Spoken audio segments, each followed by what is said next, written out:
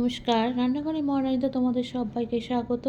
আজকে তোমাদের দেখাবো মোচার মোচা কাটার পরে মোচা ছাড়িয়ে যখন ভেতরে যে অংশটা একদম নরম অংশটা, সেই অংশটা দিয়ে আমি বড়া করেছি বা পকোড়া বলতে পারো, সেটা তোমাদের করে দেখাবো। আগে চলো মোচাটাকে কিন্তু ছাড়িয়ে নিই।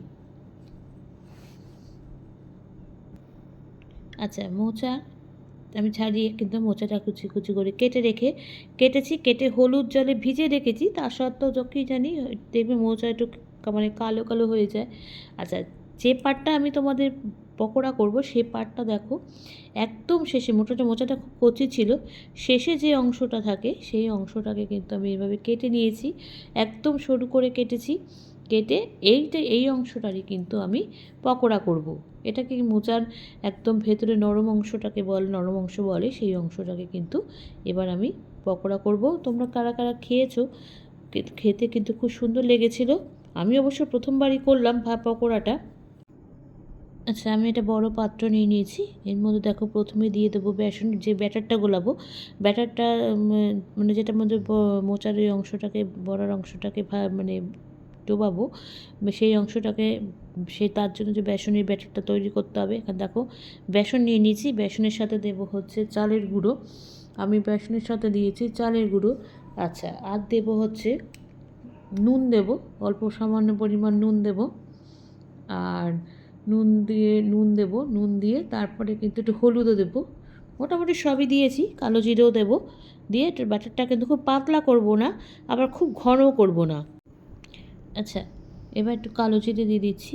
বললাম কালো জিরে দিয়েছি। তোমরা এখানে জোয়ানও দেওয়া যেত, জোয়ানও দিলে খারাপ হতো না।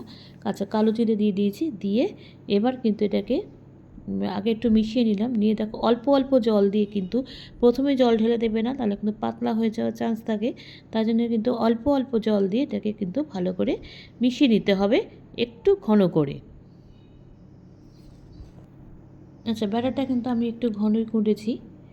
আচ্ছা, এবার দেখো, এবার কলার যে মোচার যে অংশটা আমি এখন পকোড়া করব, সেই অংশটাকে কিন্তু আমি এটা ব্যাটারে কিছুক্ষণের জন্য একটু ডুবিয়ে রাখবো। তাহলে কি ওই ওটার মধ্যে কিন্তু ভালো মতন নুনটা আর মানে ব্যাটারের স্বাদটা কিন্তু ঢুকে যাবে। সেজন্য কিছুক্ষণ এটাকে ভিজিয়ে রাখবো। এবার চলো সব কটাকে একটুখানি নিয়ে আমি ব্যাটারের মধ্যে ডুবিয়ে রাখি। আচ্ছা, ফ্রাই প্যান বসিয়ে দিয়েছি। ফ্রাই প্যানে কিন্তু আমি তেলটা একটু দিয়েছি, কেন এই দেখো এখান থেকে একটু গরম তেল কিন্তু আমি ব্যাটারে দেবো। ব্যাটারে যদি এই ভাজার গরম তেল দেওয়া হয় না, তাহলে কিন্তু এই পকোড়া বলো যে কোনো জিনিস ভাজলে সেটা খুব মুচমুচে হয়। সেই জন্য কিন্তু আমি এখান থেকে একটু গরম তেল তুলে দিয়ে নিচ্ছি, নিয়ে এটাকে ভালো করে মিশিয়ে নেব। আচ্ছা, এটাকে ডুবো তেলেও ভাজা যেত, আমি কিন্তু ডুবো তেলে ভাজি না, তাই এইভাবে ভাজবো। আচ্ছা, এবার দেখো ফ্রাই প্যানের তেলটা কিন্তু গরম হয়ে গেছে। এবার আমি আস্তে আস্তে কিন্তু কলারি বড়া, এগুলোকে কিন্তু বলতেই পারো মোচার ফুলের বড়া, মোচার ফুলের পকোড়াও বলতে পারো, এগুলোকে দিয়ে দিচ্ছি। বা মোচার ভেতরের অংশ, নরম অংশটার পকোড়া, এটাকে এবার আস্তে আস্তে দিচ্ছি। আর খুব দেখেছো খুব পাতলা হয়নি যে ছেড়ে যাচ্ছে, আবার খুব ঘনও না। চলো এবার ভেজে নেব। দেখো একটা পাশ কিন্তু ভাজা হয়ে গেছে। এবার আস্তে আস্তে আরেকটা পিঠ উল্টে দিয়েছি। আচ্ছা, এবার দেখো খুব সুন্দর, মানে এত সুন্দর উল্টে গেছে। আস্তে আস্তে একটু কোনো কিছু কিন্তু তলায় লেগেও যায়নি। আমি এই জন্য খুব আস্তে আস্তে তুলছি, কেন আমি তো অনেকটা তেল না, অল্প তেলে ভাজছি। সেই জন্য এটা যদি খুব ডুবো তেলে ভাজা যেত তাহলে কিন্তু খুব সুন্দর ভাজা হতো। আর আগুনটা কিন্তু একদম লোতে দেবে না, আবার একদম হাইতে দেবে না, মাঝামাঝি রাখবে, তাহলে কিন্তু ভাজাটা খুব ভালো হবে, খেতেও খুব ভালো হবে। এবার আস্তে আস্তে দেখো, এবার ওইটাকে উল্টে দেবো, দিয়ে এটাকে ভালো করে একদম ভেজে নেব।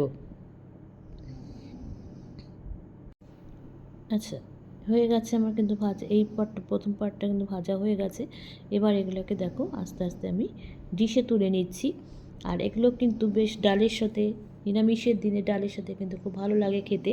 আমি অবশ্য বলছি যে প্রথম করলাম, কোনোদিন করিনি, প্রথম এটা খেয়ে দেখলাম, খেতেও কিন্তু খুব সুন্দর লেগেছিল। হয়ে গেছে আমার একদম সুন্দর গরম গরম পকোড়া। সামনে দুর্গাপুজো আসছে, নিরামিষ কিন্তু আমরা খাবই। সেই দিন কিন্তু এটা অনায়াসে করে খেতে পারো। তাহলে আমাকে কিন্তু জানিও লাইক, কমেন্টস আর শেয়ারের মাধ্যমে। তোমরা যারা আমার চ্যানেলটাকে সাবস্ক্রাইব করে আমার সঙ্গে রয়েছো তাদের জন্য রয়েছে অসংখ্য অসংখ্য ধন্যবাদ। যারা এখনও করোনি তারা প্লিজ চ্যানেলটাকে সাবস্ক্রাইব করে আমার সঙ্গে থেকো। তোমরা সবাই সুস্থ থেকো, সাবধানে থেকো, ভালো থেকো। চলি, টাটা। দেখা হচ্ছে পরবর্তী নতুন কোনো রেসিপিতে তোমাদের সঙ্গে।